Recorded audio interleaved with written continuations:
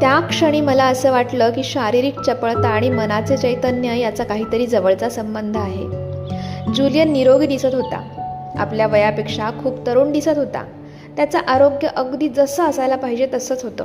तो चैतन्यपूर्ण दिसत होता आणि असं वाटत होतं की त्याची शक्ती, त्याचा उत्साह आणि त्याचा आशावाद याला काहीच मर्यादा नाहीत.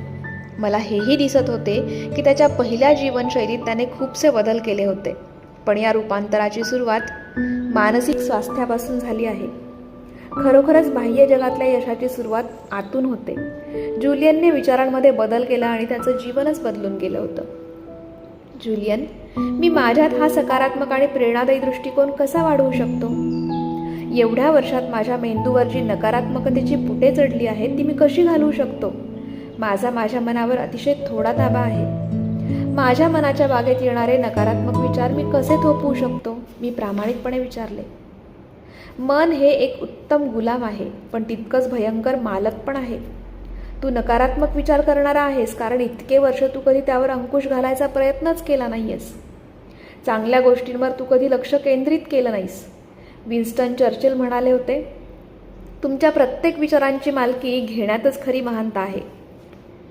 लक्षात ठेव, मन हे सुद्धा शरीरातल्या दुसऱ्या कुठल्याही स्नायूसारखेच आहे. ते वापरले नाही तर निकामी होईल. म्हणजे तुला असं म्हणायचं आहे का की मी जर माझं मन वापरलं नाही तर ते दुबळं होईल? हो, याकडे लक्ष दे. जर आपल्याला आपल्या दंडातले स्नायू बलशाली करायचे असतील तर जसे आपण व्यायामाने ते तयार करतो तसे, किंवा तुला पायातले स्नायू कणखर करायचे असतील तर जसा व्यायाम करावा लागतो, जास्त चालण्याची सवय करावी लागते, तसे तुमची कल्पनाशक्ती भराऱ्या मारू शकते तुम्ही मनाच्या विचारांच्या अधीन केले तर. जर तुम्ही ह्या अमर्याद शक्तीचा वापर केला तर तुमचे इच्छित कार्य साध्य होऊ शकते. मग तुम्हाला उत्तम आरोग्य हवे आहे तर तुम्ही योग्य ती काळजी घ्या. तुम्हाला ते निश्चितच मिळेल. शिवानामधल्या योगींचा एक वाक्प्रचार आहे, तुमच्या जीवनाच्या कक्षा ह्या तुम्हीच ठरविलेल्या असतात. म्हणजे मला हे नीट समजलं नाही जुलियन. जे मोठे विचारवंत असतात त्यांना हे माहीत असते की त्यांचे विचारच त्यांचं जग निर्माण करत असतात. आपल्या जीवनाचा दर्जा आपले विचारच ठरवत असतात.